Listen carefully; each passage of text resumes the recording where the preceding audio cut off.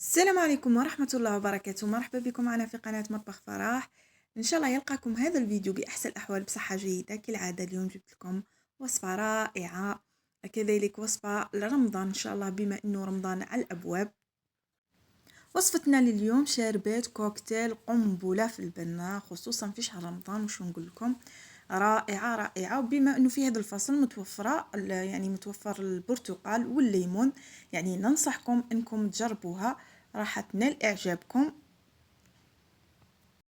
كذلك زاكية، يعني نديروا كمية قليلة من البرتقال والليمون، راح تقطع لكم كمية كبيرة من الشربات هذه اللي قلت لكم عليها. وكذلك بنة والله روعة، ان شاء الله برك جربوها ما راحش تندموا، راح تنال اعجابكم.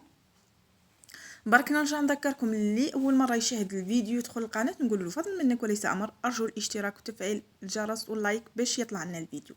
نبداو على بركه الله، بسم الله. كيما تشاهدوا عندي زوج حبات برتقال وحبه تاع ليمون. هنايا غسلتهم مليح، من بعدها كيما تشاهدوا قشرتهم لاني راح نستعمل القشور او قرفشتهم. هنا ضفت لهم السكر، كيما هنا انا ضفت حوالي 3 مقارف، يعني من 3 مغارف ل4 مغارف كبار من السكر، يعني حسب الكميه اللي راح ديريها انتي من البرتقال او قشور برتقال.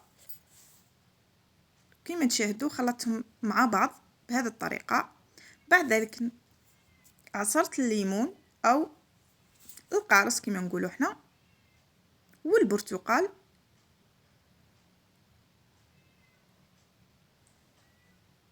حتى نتحصلوا على العصير. هنا نضيفوا القشور مع السكر.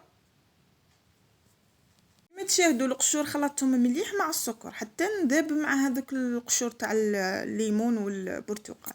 هنا ضفت العصير تاع الليمون والبرتقال وضفت لهم وحده ياغورت.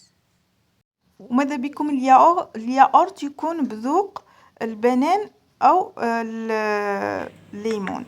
الياغورت ضفت باكي واحد فقط مع كيس سكر كما راكم تشاهدوا، يعني كيس صغير تاع سكر ماشي كبير. وهنا تخلطيهم بالبرا.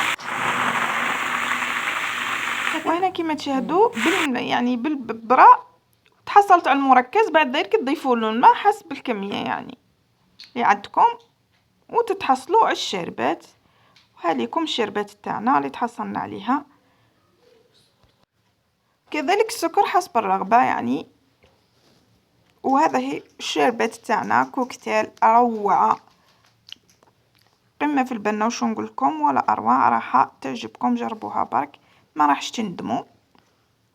برك نرجع نذكركم يدخل عندنا جديد للقناه فضل منكم وليس امر، ارجو الاشتراك في القناه وتفعيل الجرس وباش يوصلكم كل جديد، اكيد فضل منكم وليس امر.